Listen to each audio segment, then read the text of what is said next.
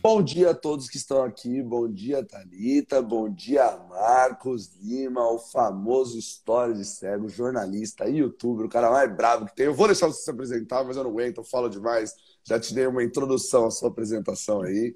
Mas obrigado por estar aqui com a gente, obrigado Ah, é um por ter prazer. disponibilizado esse tempo. Esse projeto que estamos fazendo aqui era de extrema necessidade ter você aqui com a gente. Você é uma referência gigante nesse mundo Oh, da deficiência quem visual. dera. E, porra, cara, eu vi seu podcast lá com o Rafinha. Você é um cara que fala super bem, desenrola. E que honra, velho, que honra. Obrigado a todos que estão aqui. E agora eu vou deixar. Marcos, Diga, Felipe, e se aí? apresenta aí pra nós, cara. Como que Palco é? é Você quer se seu, apresentar como Marcos. jornalista ou é youtuber? Trabalha com audiodescrição também? Solta. Primeiro se apresente, depois eu venho com as perguntas. Olha, eu costumo falar que eu sou jornalista de formação, mas eu sou comunicador de coração, porque me formei em jornalismo, na Uhum. UFRJ, mas o trabalho mesmo é com comunicação, que não é, claro que o jornalismo é um tipo de comunicação, mas a comunicação é mais abrangente. O que eu faço não é jornalismo, né? Eu faço ativismo, eu luto pelos direitos das pessoas com deficiência, de uma forma, da forma que eu acho que eu consigo, que falando na internet, fazendo palestras. Então, me defino como jornalista, palestrante, youtuber, influenciador digital, o que for, né? Porque o História de Cego não está só no YouTube, está agora no YouTube, no Instagram, no TikTok, são multiplataformas, e eu dou várias palestras, Brasil, fora do Brasil, e é como eu procuro levar essa mensagem de que a deficiência não nos define enquanto pessoas. A cegueira nos explica alguns aspectos por conta da falta de acessibilidade e por conta do preconceito, mas antes de tudo nós somos pessoas com defeitos e qualidades, pessoas diferentes, não necessariamente eu sou igual ao Felipe porque nós temos a mesma deficiência. Perfeito, perfeito, maravilhoso, é isso. E aí eu vendo você, né? Eu fiquei deficiente visual, fiquei cego faz 1 ano e 4 meses. E você foi a primeira referência, a primeira pessoa que chegou pra mim, tipo, cara, você viu os vídeos lá da História de Cego, do Marcos Dimas, você vê? E eu nunca tinha visto. Daí eu fui ver e tal, e um senso de humor. Vocês viram isso aqui? Nem eu. Aquela jogadinha sua é muito boa, velho. E aí, hoje, cada vez eu lembro mais que hoje eu me tornei mais independente, aí eu ando pras ruas e tal. E aí teve até aquele vídeo, eu precisava comentar isso com você, é muito bom, aquele que você tava esperando um amigo na porta, numa esquina, e aí o pessoal vem, gruda no seu braço e te atravessa. Você Porra, atravessa. não, no começo eu achei que isso era tipo você tava jogando pra cima, sabe? Mas é verdade, a galera faz isso Né? mesmo, Faz isso. gruda na gente e leva a gente Leva a embora. gente sem perguntar pra onde a gente quer ir, né? Aí chega lá e fala, pronto, você quer ir pra onde agora? Fala, eu queria ficar lá, velho. Eu queria ficar lá, não queria sair de lá. Mas muito louco isso. E aí eu tenho uma dúvida, né? Você trabalha com essa questão também, você participa dessa questão da audiodescrição. E teve uma coisa que eu não me lembro muito bem, é por isso que eu vou perguntar, na questão da Copa, da Olimpíada. Você teve um envolvimento com isso, não teve? Ó, Felipe, eu sou consultor em audiodescrição. Uhum. Já trabalhei em produtora, já trabalhei na extinta TV Escola. E com relação aos Jogos Olímpicos e Paralímpicos de 2016, né? E a Copa do Mundo, eu tive participações diferentes, eu vou explicar. Nos Jogos Olímpicos e Paralímpicos de 2016, eu fui funcionário dos Jogos, eu trabalhei durante 3 anos e meio. É, Trabalhava numa área chamada Integração Paralímpica, uma área que ajudava as outras áreas a construírem também os Jogos Olímpicos, os Jogos Paralímpicos, que é um comitê só para os dois jogos, né? Legal. É, e nisso eu participei da narração audiodescritiva de algumas partidas, né, de alguns eventos paralímpicos e alguns eventos olímpicos, né? A narração audiodescritiva é um pouquinho diferente da audiodescrição, porque a audiodescrição você parte de um roteiro, né? Você, por exemplo, hoje vai estrear uma novela aí no Globoplay, que vai ser a primeira novela com audiodescrição já feita, né? Que legal. Então, Caralho, que louco. É aquela novela que tem deficiente visual? isso, chama Todas as Flores. Tô bem ansioso para a estreia. Daqui a pouco vou postar Mas sobre o, isso. o, o ator, o ator principal, a atriz principal que tem lá, ela não é deficiente visual, que é a Não é deficiente principal. visual. Tem atores e atrizes com deficiência visual, inclusive eu conheço na trama. Não sei exatamente qual vai ser o papel deles, tal. Tô bem curioso para ver como é que isso vai ser passado, né, para gente. Uhum. Mas não, a atriz principal, que é a Sophie Charlotte, ela não tem deficiência visual. o que foi sempre uma briga nossa, né? É Mas isso que eu ia falar. é, Eu sei que isso levantou uma polêmica bem grande no nosso mundo, porque, porra, tantos deficientes visuais com formação em sim, sim. teatro e coisas assim, e os caras querem que É o simule uma lance, deficiência Felipe, é que visual. pelo enredo, pelo que eu entendi do enredo, vai ter um momento na trama que a personagem vai recuperar uma parte da visão. Eu não sei como é que isso vai acontecer, tô bem Ah, curioso. Eu também tô Então, curiosa pra isso aí, tô então. bem curioso. é, Não, é tipo o Marcos Lima que foi para uma viagem aí, foi no lugar dos é, milagres lá, e aí sim, falaram, queria me milagre, curar, exatamente. você vai voltar a enxergar. Não, então por que eu falei nisso? Porque a Ah, novela vai ter audiodescrição, né? Alguém, né, fez a partir do roteiro, fez uma audiodescrição, já trabalhei nisso várias vezes, você pega um roteiro e você vai descrevendo as cenas, você não pode passar por cima da fala dos personagens e tudo mais. Então, quando você entrar na novela, você vai ter dois áudios lá, vai ter tem toda uma técnica, né, para isso, áudio audiodescrição. original, audiodescrição. Eu tô citando isso só para dizer a diferença da narração audiodescritiva, que foi o que eu trabalhei. Perfeito. A narração Maravilhoso, isso é bom. audiodescritiva é algo que você está fazendo em cima de uma Negócio ao programação vivo, né? ao vivo, né? Que você não tem o controle exatamente do que está acontecendo, né? Um teatro, você até pode seguir um roteiro, mas os atores às vezes improvisam bastante, né? Uma partida de futebol, você não sabe o que vai acontecer. Então, o que eu participei, né, nos Jogos Olímpicos e Paralímpicos de 2016 foi a narração audiodescritiva, dando sequência a um projeto que fizemos na Copa do Mundo em 2014. Eu não trabalhei na Copa do Mundo, eu só trabalhei para esse projeto, junto com a Ures Esporte Cultura, que é a ONG que eu fundei com meus amigos em 2005, junto com a Nós Todos Filmes, que a gente fez isso, treinamos voluntários que fizeram narração descritiva dos jogos de futebol que aconteceram na Copa do Mundo, né? Copa do Mundo que foi aqui no Brasil, no Rio, Belo Horizonte, São Paulo e Brasília. Ou seja, o 7-1 teve narração descritiva. Até a gente viu isso. Até a gente viu isso. Aí o pessoal perguntou, pô, mas qual a diferença entre uma narração descritiva e um radinho, por exemplo? Eu sempre escutei jogo pelo radinho, né? Eu sempre fui fã de futebol, fui a estádio muitas vezes. O rádio é muito bom, e muito bom mesmo. Só que o rádio é comercial, né? O rádio está ali para vender uma emoção. Então, às vezes, Claro. o narrador ele precisa dar uma emoção quando o jogo tá chato, né? Ele precisa...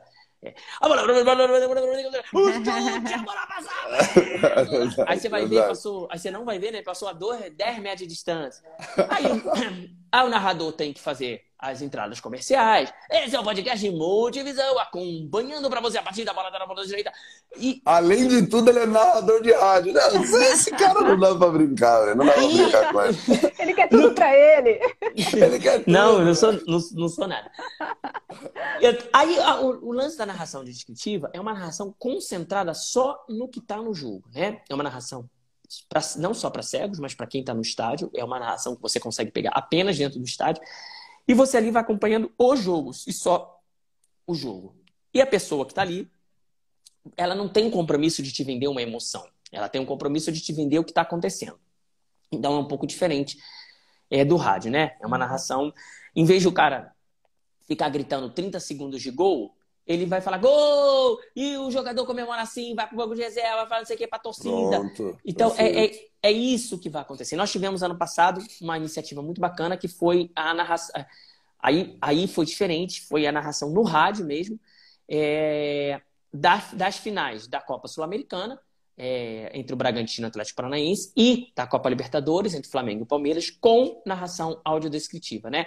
Na verdade, a gente treinou uma dupla de narradores que fizeram essa transmissão focada nas pessoas com deficiência visual. Então, aos poucos, isso está ganhando relevo, né? E agora, com a primeira novela com audiodescrição, nós já temos vários filmes com audiodescrição.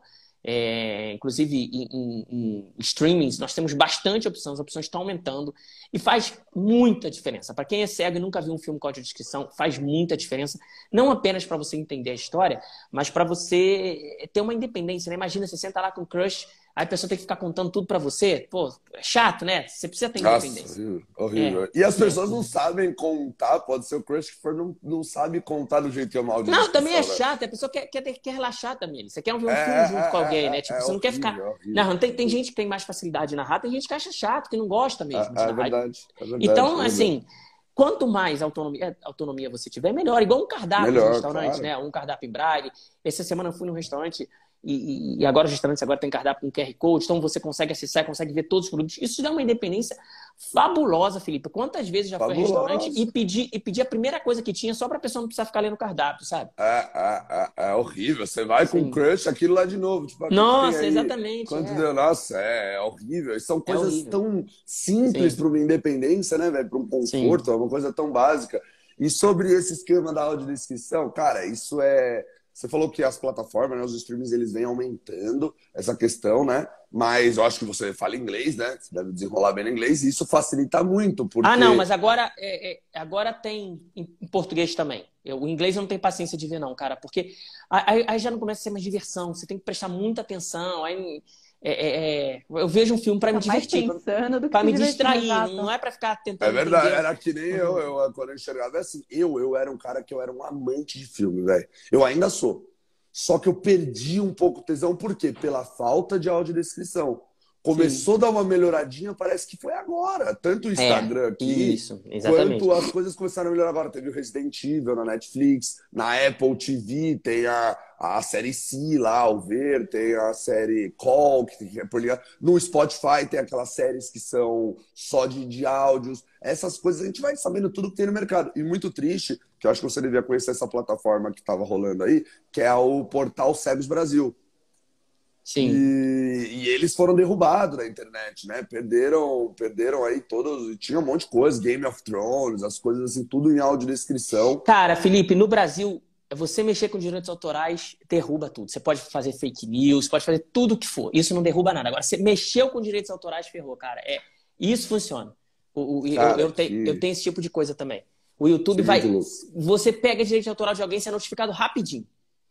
O resto você pode mentir à vontade, falar besteira, aí não tem problema. 2 segundos, né? E sobre essa questão de narração, uma coisa que eu também senti na pele esses dias, eu era um cara que eu treino jiu-jitsu e tal, e eu adorava assistir luta de jiu, eu passava o dia inteiro no YouTube, vi todos os campeonatos, os pay-per-view e tal. E aí, hoje não tem, velho. Você pode procurar no YouTube, varrer o Google, virar de ponta. Não existe uma luta com narração descritiva.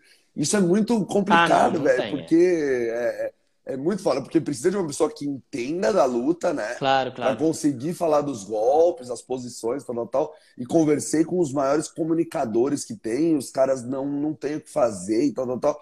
Cara, eu acredito que assim, a gente precisa ganhar muito espaço nisso, né? A gente precisa ganhar muito espaço nisso. Exatamente. Ganhar muito espaço, porque Marcos, eu tenho... Desculpa, Fê, pode continuar. Pode falar, não, por favor, desculpa, fala eu. Não, continua, termina seu raciocínio, daqui a pouco eu pergunto. Não, era só dando uma resmungada mesmo, porque a gente precisa ganhar espaço. Era só dando uma reclamada que precisa ser feita, porque a sociedade precisa ouvir. Marcos, é uma dúvida bem de lá de trás, bem básica, que pode ser que muitas pessoas aqui também tenham essa dúvida. Eu queria saber como é que você ficou deficiente visual, se você nasceu assim, como é que foi essa trajetória para você, né? Aqui a gente traz essas pessoas que muitas vezes tem esse caminho, essa jornada e aquela virada de chave de como que a vida... Poxa, como que o Marcos chegou em onde ele está hoje? Eu já sei como ele vai responder isso, e o Marcos é único. Ele é único desses que a gente entrevistou nas pessoas com deficiência. Ele é o único que tem essa característica. Então pode continuar, Marcos. Aí depois eu complemento isso. Eu perdi a visão, né? Eu nasci com glaucoma congênito. Fui diagnosticado com 7 meses de idade. Eu enxergava pouco, tá? Eu enxergava bem pouco. Eu via a televisão, mas com os olhos grudados na televisão. O glaucoma, quem tem sabe, traz uma fotofobia muito grande. Você tem uma dificuldade enorme de olhar para a luz, de se posicionar, seja a luz do sol e mesmo a luz de dentro de casa. Então, muitas vezes eu tinha que brincar num quarto escuro, porque eu sentia muita dor. E junto com isso, vieram também as várias e várias cirurgias, exames sob sedação, e não era para eu voltar a enxergar, era simplesmente primeiro para controlar a pressão, né? Porque o glaucoma nada mais é do que uma pressão alta dentro do olho, se você não controlar o olho cresce e pode explodir mesmo. Uhum. E a outra era para preservar o resquício visual que eu tinha. Então a gente conseguiu que meu olho não explodisse e que eu enxergasse até os 6 anos. Eu fui perdendo, com 5 para 6 anos eu perdi completamente a visão. E foi um alívio, Felipe. Eu costumo falar isso, que foi um alívio. Eu sei que é por diferente aqueles trâmites de outros hospital casos. E procedimentos, Isso, cara. estresse. Procedimentos, exatamente isso, cara. Tá livre, né? Tá com uma sensação Isso, de colírio liberdade. dolorido e dor no olho. E aquelas recuperações dos exames, da cirurgia, era ficar com o olho tapado, 1, 2 dias, às vezes, no hospital. Alguém tinha que ficar segurando a minha mão. Não era fácil para mim, não era fácil para minha Já família. era praticamente cego, só que sofrendo, né? Isso. E eu vejo muita gente, cara, que não aceita o fato de ser cego. Às vezes tem um resquício visual, fica buscando milhões de tratamentos e a família fazendo a criança, o adolescente sofrer, em vez de aceitar que não enxerga. Gente, dificilmente, é quase impossível uma pessoa que não enxerga voltar a enxergar completamente. Ela precisa ter um problema muito pontual. Então, às vezes eu vejo muitos casos assim, é óbvio que aquela pessoa não enxerga, o Felipe falou uma coisa muito certa, e a família mantém aquela pessoa em sofrimento ali, operação, não sei o quê, e não adianta nada, porque no final a pessoa no máximo vai manter o que ela tem. Uma coisa que as pessoas não entendem é que deficiência visual ou deficiência em geral não é sinônimo de sofrimento. Sim, não é. Quanto mais rápido você abraçar essa nova característica, você se adapta andando, você vê a sua vida. Olha, nós estamos falando aqui com uma pessoa que perdeu a visão ano passado. O Felipe é um case. Eu vou contar aqui, Felipe. Eu tenho um projeto que surgiu. Eu ia perguntar desse projeto aí. Eu fui um dos primeiros a chegar até você com esse projeto. O chama de Cego para Cego. Como é que surgiu isso? Eu comecei a fazer vídeo no YouTube, botar coisa no Instagram, e as pessoas começam a me perguntar coisas, né? Como você... se você fez isso, como é que eu posso fazer isso? Perguntar coisas da vida delas e tal. Uhum. E eu comecei a achar que era muito pouco responder num direct do Instagram ou num comentário do YouTube. Então, eu fiz um projeto chamado De Cego para Cego, em que eu converso, uma conversa particular. Não é um programa para o YouTube, eu falo isso porque uma vez eu fui conversar com uma mãe, ela falou, a gente já está arrumada aqui para participar. Eu falei, não é participar, a gente é uma conversa só comigo, não é um programa, né? O objetivo não é expor o que você sente, pelo contrário, é te dar toda a liberdade de uma conversa privada para você falar das suas dificuldades, do que você sente, do que você acha que não vai conseguir, do que você quer saber de mim, né? Então, o projeto foi aberto para pessoas cegas, pessoas que estão perdendo a visão ou familiares. Eu já conversei sobre tudo, né? Tem gente que quer saber coisa de faculdade, tem gente que acabou de perder a visão, quer algumas dicas, tem gente que quer entrar no site de relacionamento, não sabe se falar que você é cego ou não, tem gente que está namorando e está com problema com a família do parceiro, enfim, tem de tudo. O bom falando sobre só uma aspas aqui, o Tinder deu uma atualizada, a acessibilidade ficou melhor esses tempos aí, né? Não, eu tô fora, eu não sei dizer, mas... Bom, te garanto que sim, te garanto que sim. É bom pra galera aí, é bom pra galera, porque ajuda, ficar sozinho é complicado. E dentro do De Cego para Cego, nos primeiros contatos que eu recebi, talvez não tenha sido o primeiro, acho que foi o segundo, foi de um senhor chamado Nelson. É Nelson, né? E ele tem uma memória boa, todo cego tem uma memória muito boa. E ele me ligou e falou do filho dele, que tinha acabado de sofrer um acidente, mas acabado mesmo, tinha sido na semana anterior e tal, ele queria saber e tudo mais. Na época eu falei, seu Nelson, sei que é difícil falar isso agora, mas existe vida após a cegueira, né? Que é o que eu sempre falo no canal. E até conversei, dele falar com o filho dele, falar, não, acho que agora tá cedo ainda e tal. E agora eu tô falando com o filho dele, né? O Felipe tá aí. Parece que é o cara cego de 10 anos, tão bem vivido e tudo mais. Cara, você... eu sei que a gente às vezes não gosta de escutar isso, mas você é um exemplo mesmo, cara. Obrigado, porque tem muita gente, no meio da vida aí, não sei que você deve ter com uns 30 anos, a vida muda completamente, cara. Completamente. Não é fácil. E uma coisa que me ajudou foi que eu conheci outros deficientes visuais, comecei a ter Isso ajuda demais. E vi que é uma deficiência muito pouco limitante, velho. Muito pouco. Dá pra você tocar uma vida, muita coisa. Tipo, você só não consegue dirigir. Por enquanto, que daqui 10 por anos enquanto, eu falo a mesma coisa. Daqui a pouco, já tem. Dá pra trabalhar, dá pra cozinhar, dá pra morar sozinho, dá pra namorar, dá pra escutar o barulho do mar. E a gente acaba... Eu que tive a visão durante 28 anos, eu acabei ficando tão preso à visão que eu esqueci meus outros sentidos. Conforme aflorou isso, cara, parece que eu vivo. Não vou falar que eu vivo melhor, eu vivo igual, de um jeito diferente. De um outro assim, jeito, né? De um outro jeito. Eu chego no mar, eu escuto barulho, Sim, eu sinto sim, água, pá, pá, pá. Eu tô mais atento a tudo. Então, eu fazendo algumas analogias do mundo da deficiência visual, eu vejo o quanto eu aprendi e o quanto. Que nem hoje, quando eu conversava com os deficientes visuais já de algum tempo, e você mesmo, eu ouvi você falar isso em algum vídeo e tal, não sei o quê. Tipo, até aquele lá que você falou que a pessoa ia te curar lá no meio da cena. Aí você falou, não, mas eu tenho um projeto para amanhã, para depois de amanhã pro cego. Isso é o projeto como, cego, né? como que eu vou voltar a enxergar agora aqui? Véio? Você tá louco, não sei o quê. E aí eu vi pessoas falando que não, velho, se existir uma cirurgia que faça, que não tenha risco nenhum, custo nenhum e volte a enxergar, eu até volto. E outros falam, não, mas não quero voltar a enxergar. Porque você se adapta tão bem a isso, é a sua vida. É a sua vida, exatamente. É a minha vida, velho. Então hoje eu penso assim, eu escutava as pessoas falando isso, me dava torta de cara. Eu falava, meu Deus, velho, você tá louco. Eu voltaria a chegar se custasse 10 milhões, eu ia arrumar um jeito.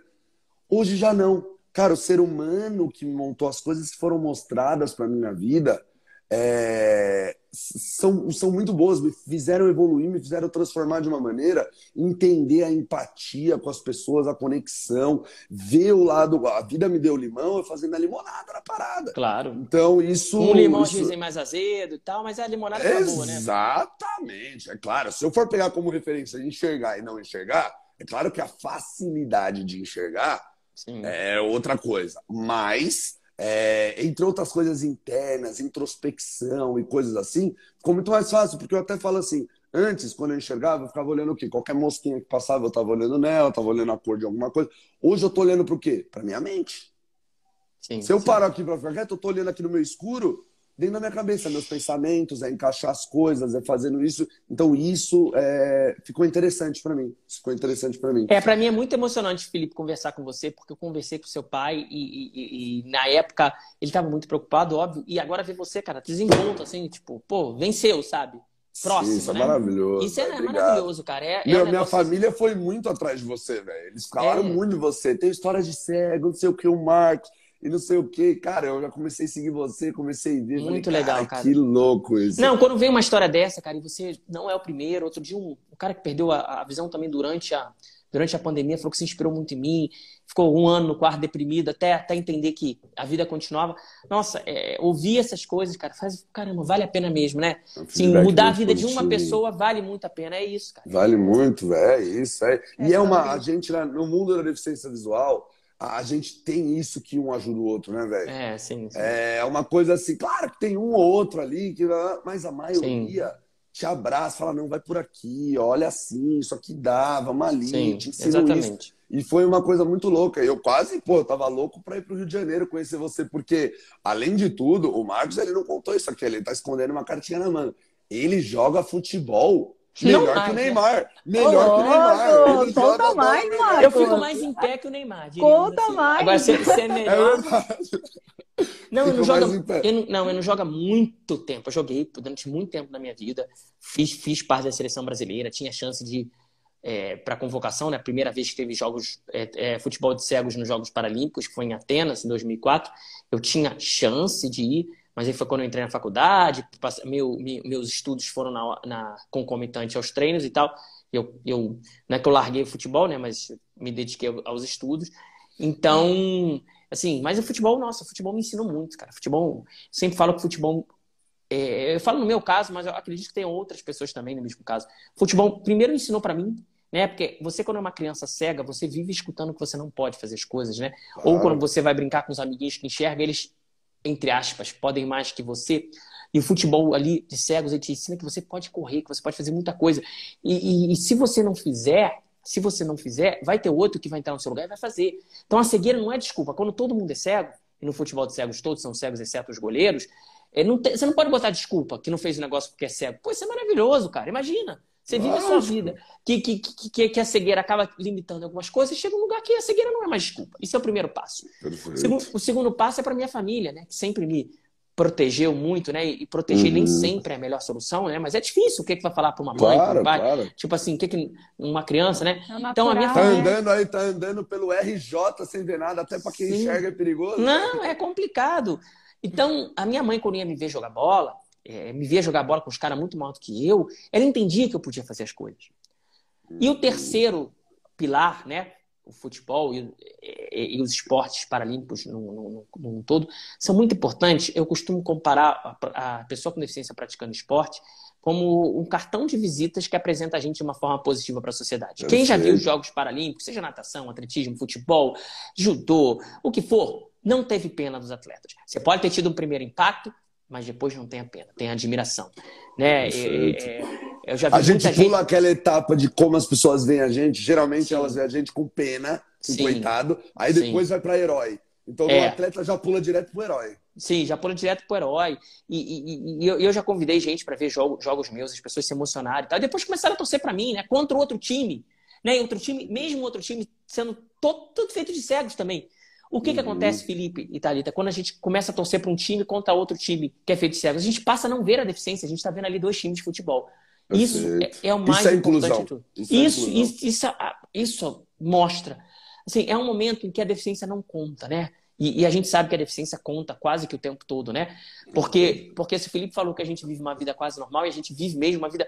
Nossa, eu tenho certeza que a minha vida é muito mais plena do que muita gente que enxerga e que se limita. Mas eu tenho certeza também que eu poderia ir ainda muito mais longe se as coisas fossem mais acessíveis, se houvesse menos preconceito. Tanto que um telefone celular, que é uma máquina, né, com um smartphone acessível, ele nos dá a possibilidade, que é a melhor coisa que eu já tive na vida, que me permite uma autonomia enorme. Ou seja, eu não voltei a enxergar, mas a acessibilidade se tornou maior por conta da tecnologia. Perfeito, perfeito. A gente tem um poder na palma da mão ali muito grande, né? Tem um poder gigante. E você falando sobre isso, cara, eu fico pensando, né? Sobre o futebol. Cara, porque tem que ter uma noção. Eu até lembro de um vídeo. É muito louco quando eu lembro dos seus vídeos, velho. Porque parece que eu vi os vídeos. Eu consigo ver eles, tá ligado? Não tem uma coisa assim, Marcos? Você não sente uma coisa assim? Foi tão bem descrito, uma coisa assim que eu tenho a memória de imagem na minha cabeça. Que é um vídeo que você falando assim, que você colocou, como acham que o cego corre? Daí é um cego esbarrando na parede. Sim. E o Marcos Lima disparando de um cone para outro sem bengala retinha, correndo. E aí eu falei, caralho, mano, o bicho é desenroladão mesmo. Porque o futebol, eu penso pra mim, eu tenho uma dificuldade ainda. Vai melhorando com a orientação e mobilidade, com a OM, né? Eu tenho uma dificuldade um pouco com isso, até porque no meu acidente eu perdi a audição do ouvido direito. Isso me atrapalha um pouco. Claro, com orientação, tal.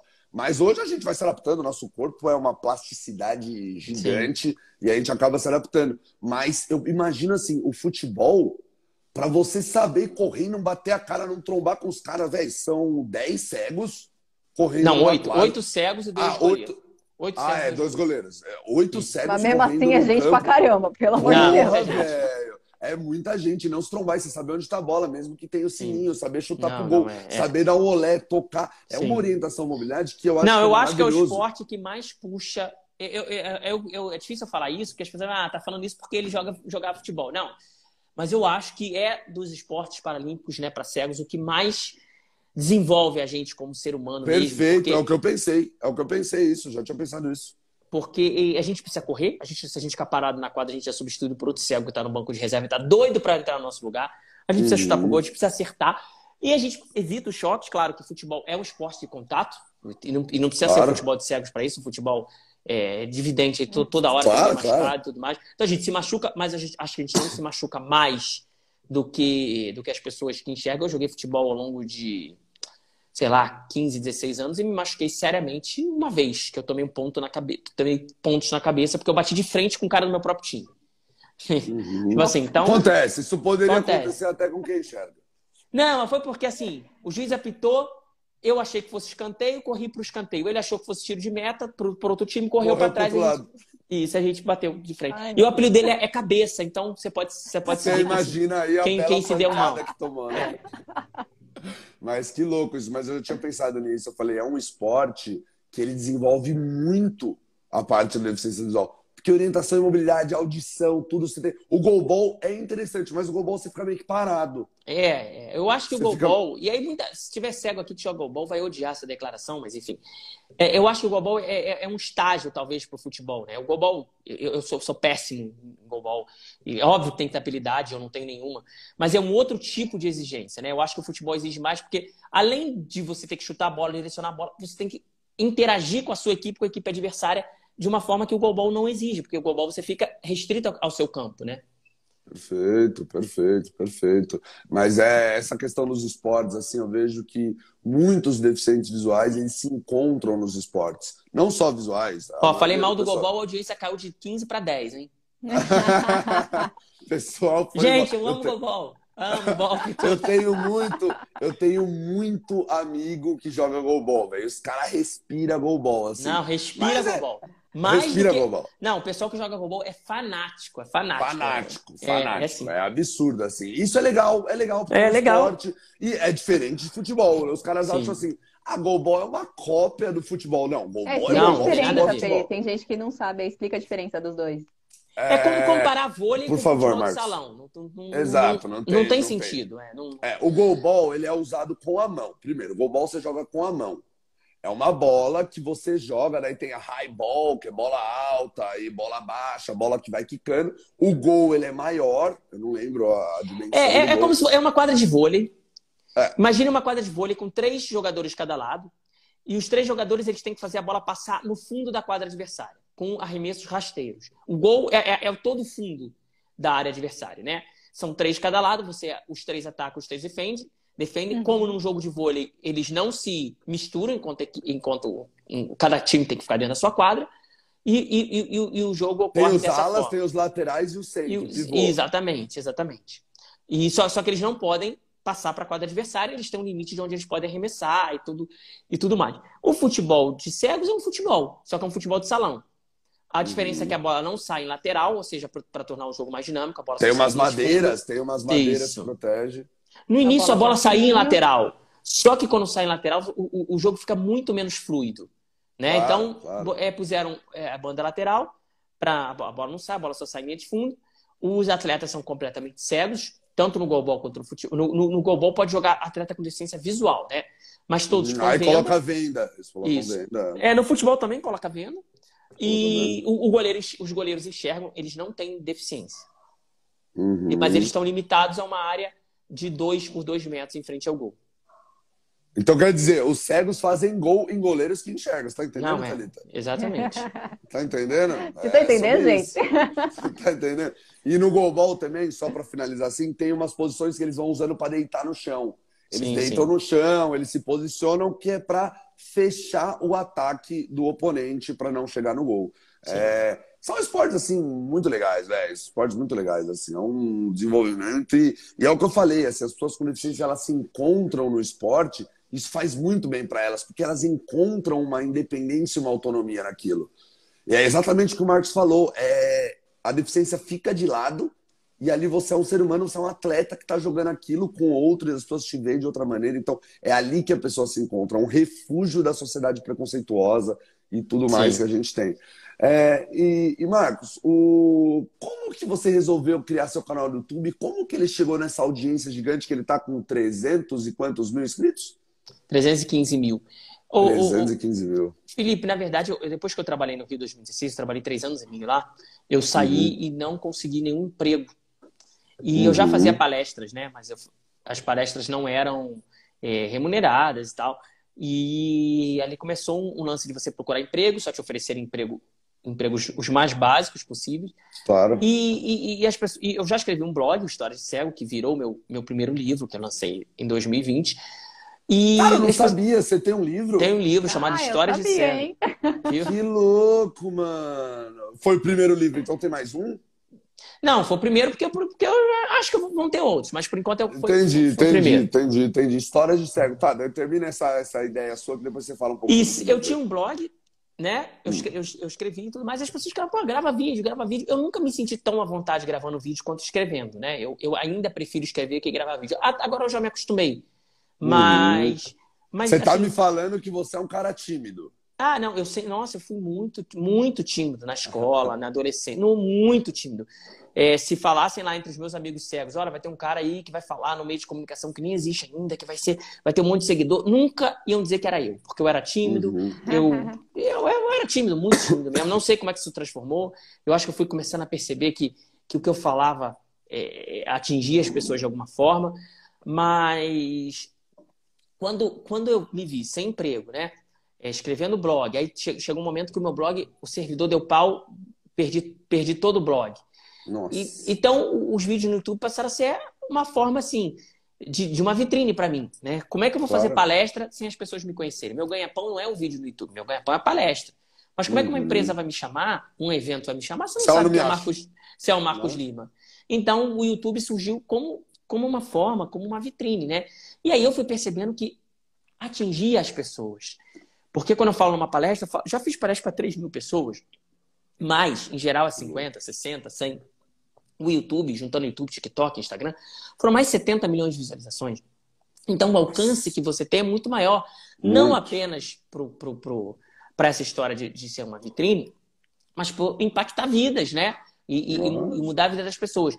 Não apenas mostrar às pessoas sem deficiência que a nossa deficiência não nos limita tanto quanto elas acham, como também incentivar, né, as pessoas que têm uma deficiência, como no caso do Felipe, que a gente não se conhece pessoalmente, mas vendo os meus vídeos ele conseguiu, ajudei, né, de alguma forma, mesmo à distância, a ele superar essa... Não é superar a deficiência, porque a gente não supera a deficiência, mas superar as dificuldades, né? Que você, no meio da sua vida, você de repente se vê sem a visão. Então, os meus vídeos têm esse propósito. E muito louco isso, velho. Muito louco isso que você está falando, porque você conseguiu alcançar os 70 milhões. Eu e a Thalita aqui com Motivisão, a gente jogou lá no TikTok e você quer ver a Thalitinha feliz? É um vídeo viralizado no TikTok. Ela vira 100 mil, 150 mil, atualizou 151, aí ela fica 151,1, 151,2. Que a gente jogou até 1 milhão, até chegar em 1 milhão. Aí tem 2 vídeos lá que deu mais de 1 milhão de visualização. Então, cara, isso é uma sensação maravilhosa. A gente tem que postar uns trechos lá no TikTok. Eu nem sabia que vocês tinham. Eu também fiz TikTok e às vezes é muito bom e às vezes é muito frustrante. Tem uns vídeos que você acha que vai bombar e não bomba. E não dá nada. Eu tenho um vídeo já com 11 milhões de visualizações. E, cara, a acessibilidade do TikTok é horrível. Não, é horrível. Eu só consigo com ajuda, assim. Eu sozinho não... Só com ajuda, a Thalita que mexe lá, eu não mexo. Eu não mexo. É muito duro isso. E aí ganhamos muitos seguidores, mas a gente vai fazer os cortes aqui na nossa live. Vamos fazer. Vocês têm quantos seguidores lá? 20 mil. 22 agora. Muito bom, hein? 22. Não, a gente tem menos de 2 meses, né, Fê? Não, o TikTok tem menos. De motivisão, de TikTok tem menos. Em um dia só lá, a gente conseguiu, tipo, 5 mil seguidores em um dia só. Quando eu comecei no TikTok, meu primeiro mês de TikTok, eu consegui acho que 60 mil seguidores. No segundo mês... Depois se torna mais difícil, né? Mas, nossa, os primeiros dias de TikTok é muito empolgante. Te dá uma sensação... O YouTube é cada vez mais difícil, né? Cada vez você posta conteúdo, menos gente vê. O YouTube é duro. Porque se você não pagar, não vai. E é muito conteúdo, né? Se você põe no YouTube... E isso não é uma crítica, não. Isso que eu vou falar agora não é uma crítica. É interessante, porque monetiza, né? Senão todo mundo ganha dinheiro.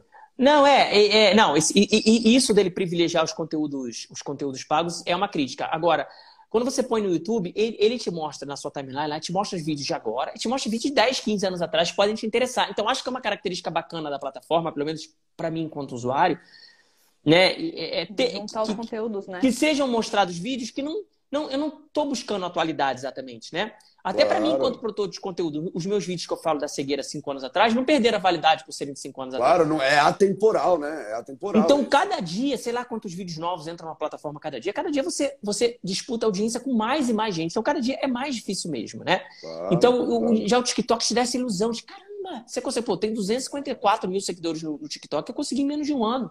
Né? Os 315 mil do YouTube eu consegui, demorou anos para conseguir. E para crescer... E teve uma coisa que você me falou eu vi um vídeo que você estava falando sobre a audiência sua do YouTube. Foi uma coisa que você conseguiu pegar uma veia, uns encaixes, que teve a pegadinha de cego no Silvio Santos. Isso, teve a pegadinha de cego no Silvio Santos, que aí o pessoal procurando... Nossa, meu canal subiu muito naquela época. Eu tinha menos de 100 inscritos, não é 100 mil não, 100. Eu tinha menos de 100 inscritos. Em 2 meses eu subi para 60 mil, em 1 ano eu tinha 100 mil, e foi um crescimento bastante E aí foi grande. depois disso que te chamaram para Fátima Bernardes, que você teve alguns convites? Não, eu fui para Fátima Bernardes 2 vezes. Uma vez eu não tinha nem canal do YouTube, outra vez eu tinha, mas não foi nem por conta do canal do YouTube, foi por conta da minha coleção de miniaturas, que eu tenho, né, de monumentos, de lugares do mundo todo. Ela pediu lá para eu mostrar. Que legal, os 2 vídeos, inclusive, estão no meu canal do YouTube. Felizmente a Globo ainda não derrubou. Não, porque estão lá. Então, se vocês quiserem ver, é só lá no... Eu tenho, né, Jornal Nacional. Todos os programas que eu participei estão lá no YouTube. Tem uma playlist que é assim, História de Cego na TV. Então, tem todos os programas de TV que eu consegui botar lá para o pessoal assistir. E cresceu. Eu não cresci muito quando fui na Fátima Bernardes. Na verdade, não cresci nada porque eu não falei do meu canal do YouTube. Então, as pessoas não procuraram. Não podia falar do canal do YouTube. Eu fui no Luciano Huck, no Quem Quer Ser um Milionário. Aí sim, cresci. Em 40 minutos eu cresci de 130 mil para 170 mil espectadores. Caraca. E, enfim... E algumas oportunidades que pega, né? Não, e às vezes o vídeo viraliza também. Algum vídeo viraliza e cresce. O que mais cresce é quando o vídeo viraliza. Não é quando aparece na televisão. Quando algum vídeo viraliza, cresce. Só que tá cada vez mais difícil viralizar. Viralizar. E eu tava lembrando também de um vídeo seu, porque vocês não sabem, mas o Marcos Lima é um cara desenrolado. É carioca, né? Carioca e é a nata. Ele tava andando lá no Rio de Janeiro, aí tava com a namorada. Você ainda namora com essa? É a mesma namorada? Não sei o que você vai contar. É a do... Calma, o cara é namorado, né? É assim, ó, que roubaram o celular dela. Ah, não, isso é outra. Pô, isso tem anos já. Cara, sabe quando foi isso? Isso foi em 2009, foi em outra... Nossa, existia celular nessa época? Existia, eu tinha 2, cara. Não era smartphone, mas existia. Aí foram roubar ela, daí foram roubar ele. Cara, seu celular. Falou, sou cego, velho, não tenho celular, mano. Aí conseguiu desbaratinar os caras. Ele tá com 2 celulares no bolso, o cara insistiu. Eu falei, não, sou cego, já viu cego teu celular? Cara, não sei por que eu falei isso. Aliás, sei por quê, porque eu tá com 2 celulares no bolso, o celular do trabalho, o celular meu. Foi a única vez que o preconceito ajudou, né? Porque o cara falou, não, eu sei que tem sim, eu vejo histórias de cego. Aí eu tava ferro. Eu sei que cego usa celular, tem acessibilidade a talkback ou voice over. Sim. Mas muito louco isso, mano, muito louco. Cara, Marcos, como é bom conversar com você. Você é um cara, sabe uma coisa que eu percebi? Eu vou te caguetar aqui, eu vou te dedurar. Cuidado. Senão a gente vai ter que cortar a live, vai me dar trabalho. Olha o que você vai falar. Eu vou tomar cuidado, porque com esses milhões de pessoas que estão assistindo a gente aqui, a gente tem que tomar muito cuidado. Do Rafinha Bastos, eu senti ele mais. Porque ele foi no. Eu te falei, né, Thalita? Que ele foi no podcast do Rafinha, no Mais Que 8 Minutos. E eu fiquei sabendo, acho que sei lá quanto tempo antes que ele ia, eu fiquei ansioso para ver esse episódio e tal. Falei, que louco, isso é inclusão, é sobre isso. E aí eu percebi que ele estava tímido lá. Porque ele sabia que ali era milhões. Então ele estava mais... Não tava tímido não, cara. Não concordo com você. Você tava assim, eu percebi tava nada. O seu tom, a nossa sensibilidade, ela fica mais aguçada. Tava nada. Você tava mais tímido. Tava desenrolado? Não, tava tranquilo. Tá tranquilo? Era um dia, cara, que eu fui em São Paulo. Era um dia que tava correndo, eu tinha um evento em 3 horas. Porque o episódio foi em São Paulo, né? Sim, o episódio foi em São Paulo. E aí deu uma sorte, que quando eles me convidaram, a gravação era ao vivo, presencial, eu tinha no mesmo dia um evento em que eu ia para São Paulo. Então eu consegui encaixar tudo, mas foi um dia muito corrido. Então pode ter sido isso, mas eu não tava tímido não. O Rafinha me deixou super à vontade. A entrevista foi pro ar na íntegra, não teve corte, não teve nada. Foi muito, muito bacana. Legal. Muito bacana mesmo. Então pode ser isso, faz sentido o que você falou, tava cansado, foi correr pra lá, correr pra cá, daí tava meio assim, muito acelerado, né? A mente ficando acelerada. Não, tinha que sair de lá e ir para um outro evento, depois tinha acabado de chegar, avião, enfim, um monte de coisa. É normal, vida de famoso é assim, Marcos, vida de famoso nada, é assim. Meus dias não são assim não, cara, foi aquele dia. A vida de São Paulo, né, Marcos? Aquele Paulo dia, assim, o resto dos dias Cara, uma coisa que eu tava lembrando, pra finalizar aí, eu fui pro Rio de Janeiro alguns meses atrás, e aí eu fui na Praia da Barra, e lá tem um stand que fica montado que é Praia para Todos. Você já viu isso? Não, eu já ouvi falar bastante, já conheci pessoas, mas nunca participei. Cara, muito legal. O pessoal são deficientes, ficam lá, cadeirantes e tal, não sei o quê. E o povo carioca tem uma coisa muito gostosa, velho. Porque aqui em São Paulo o pessoal é mais fechado, né?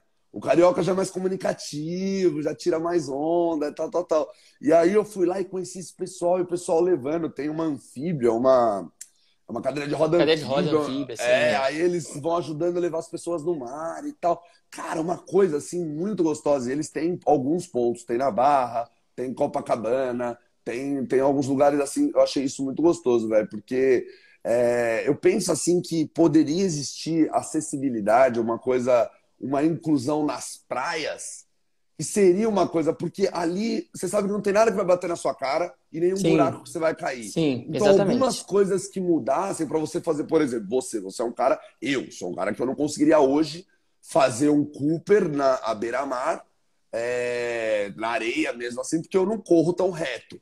Não, Mas não dá, você... não. Com um monte de gente, não dá, não dá. Com Então, um monte de gente, eu tudo fico mais. pensando em alguma maneira de você conseguir comunicar. Porque se você tá com uma bengala, até que as pessoas vão abrindo. É mais ou menos, né? Algumas você vai trombar de frente. Não dá pra não confiar dá pra nisso. confiar, não. Não dá pra confiar. Não dá pra confiar, né? Não, eu não corro sozinho na rua, não, nem pensar. Porque justamente por causa disso, é muita coisa em jogo, assim, né? É verdade. E às vezes, se você for correr sem bengala, você tromba em alguém pro cara acreditar que você é cego, né? Aí já toma um socão. Não, semana passada eu tava no Nordeste, cara, e é muito bom encontrar uma praia vazia, assim, tipo, que você pode correr.